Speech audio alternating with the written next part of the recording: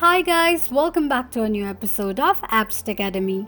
Today in this video, I'm gonna show you how you can log into your Capital One business cards account.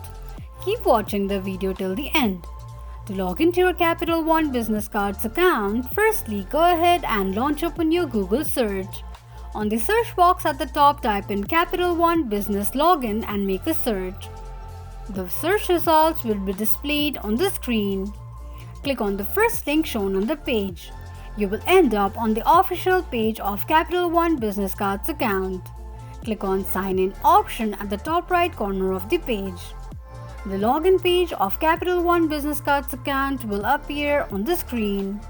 Enter your username and password associated with your Capital One Business Cards account and tap on Log On. In case if you don't remember your username or password, click on the option that says Forgot your user ID or password hint. This is how you can log into your Capital One Business Cards account quickly and easily just in few steps. If you have any thoughts or queries, let us know in the comments section. Don't forget to subscribe to our channel. Also, press the notification bell icon so that YouTube will notify you whenever we post a new video.